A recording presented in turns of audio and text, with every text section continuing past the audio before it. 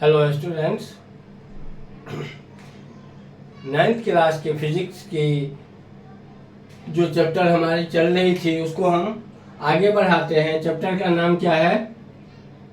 Force and laws of motion.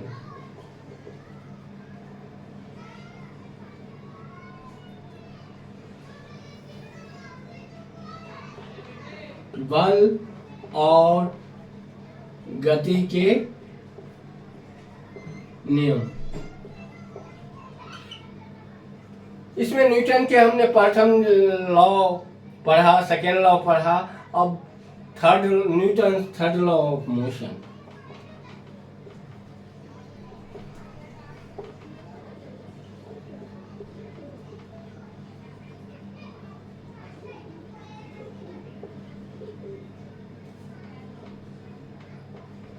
Newton के गति के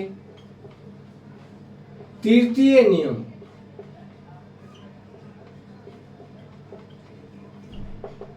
न्यूटन के पहले गति से बल की परिभाषा मिलती है, द्वितीय नियम से बल की माप निकलती है जो F बराबर ma हमने सीखा, और तीसरे नियम से संवेग संरक्षण का सिद्धांत या laws of conservation of momentum वो निकलता है। शायद अब जो एनसीईआरटी की बुक है उसमें से संवेग संरक्षण का सिद्धांत को हटा दिया गया है। हम लोग जब पढ़ रहे थे, जब यह 9th क्लास के सिलेबस में थे और बार बार परीक्षाओं में पूछा जाने वाला टॉपिक था संवेग संरक्षण का सिद्धांत। हर परीक्षा के लिए इंपॉर्टेंट क्वेश्चन हुआ करता था। अभी इस बार इसको अब हटा दिया गया है। न्यूटन गति के तृतीय नियम क्या है? किसी क्रिया के बराबर और विपरीत प्रतिक्रिया होती है जो दो अलग वस्तुओं पर काम करती है। किसी क्रिया के बराबर और विपरीत प्रतिक्रिया होती है जो दो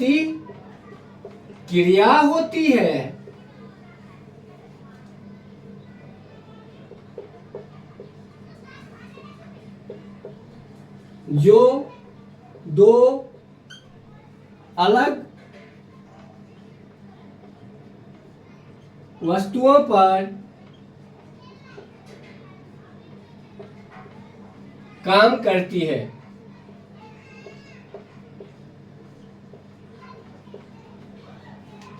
किसी क्रिया के बराबर और विपरीत प्रतिक्रिया होती है जो दो अलग वस्तुओं पर काम करती है। इसका मतलब है यदि आप किसी को थप्पड़ मारते हैं तो वो भी आपके उतना ही जोर से थप्पड़ मारता है, लेकिन फर्क क्या होता है?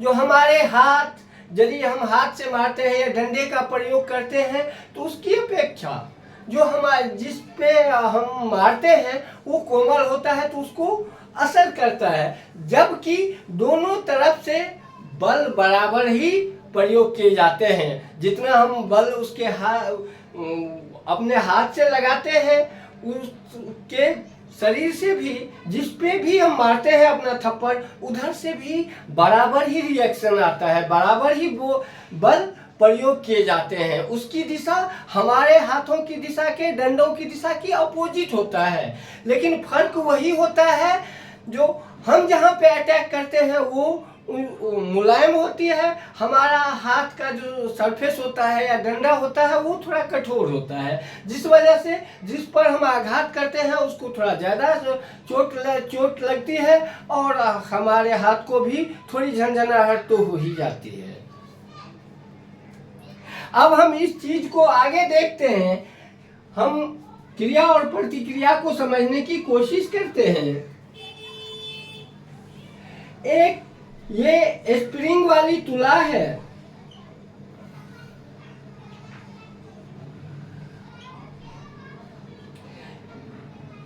ये भी, इसमें भी एक दूसरा स्प्रिंग वाला तुला भी ऐड है और यहाँ पे लटक रहा एक वेट है। तो हम देखते हैं क्या अब क्या होगा यदि इस पे वेट लटकता है तो इस स्प्रिंग के द्वारा ऊपर वाले स्प्रिंग पे बल लगता है और इस स्प्रिंग के द्वारा नीचे वाले स्प्रिंग पे बल लगता है। और आप देखेंगे तो दोनों की रीडिंग सेम दिखाएगा। जो इस वस्तु की मास होगी, वजन होगी, उतना ही इस स्प्रिंग का की भी रीडिंग होगी, इसकी भी रीडिंग होगी। लेकिन अब ये स्प्रिंग इस दिशा में इस पर बल लगाता है और दूसरे स्प्रिंग के द्वारा उसकी अपोजिट डायरेक्शन में क्रिया। अब यदि एक स्प्रिंग के द्वारा जो बल लगता है उसको हम क्रिया कहते हैं, तो दूसरे स्प्रिंग के द्वारा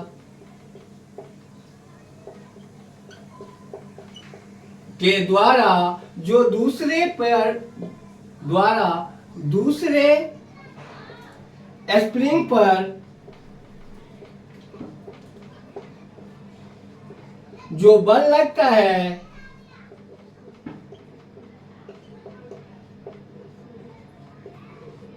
उसे प्रतिक्रिया कहते हैं।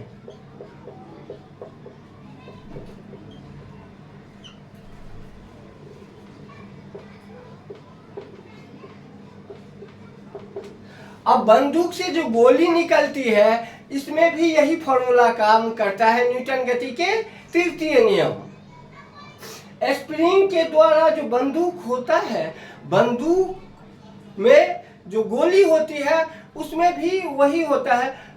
बंदूक के अंदर बंदूक से एक बल गोली बुलेट पे काम करता है। जो बंदूक की गोली होती है उसे बुलेट कहते हैं, उस पे काम करता है। बुलेट भी बंदूक पे एक बल लगाती है, लेकिन बुलेट के द्रव्यमान की तुलना में बंदूक का द्रव्यमान बहुत अधिक होता है, जिस वजह से बंदूक में बहुत कम त्वरण उत्पन्न होती है और गोलियां बहुत तेजी से आगे बढ़ जाता है। ये भी बंदूक से जो गोली निकलती है,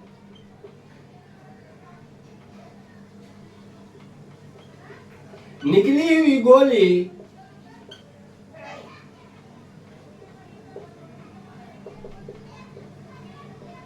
बंदूक पर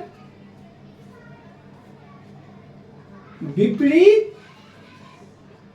बल लगाती है,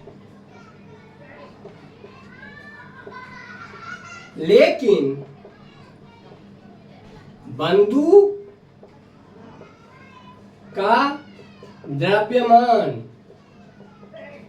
अधिक होने के कारण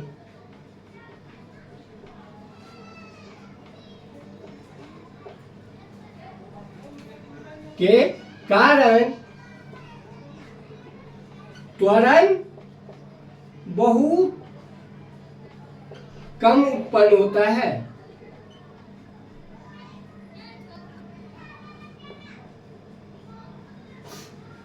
यानी न्यूटन के गति का तृतीय नियम यही है, किसी क्रिया के बराबर और विपरीत प्रतिक्रिया होती है जो दो अलग वस्तुओं पर काम करती है।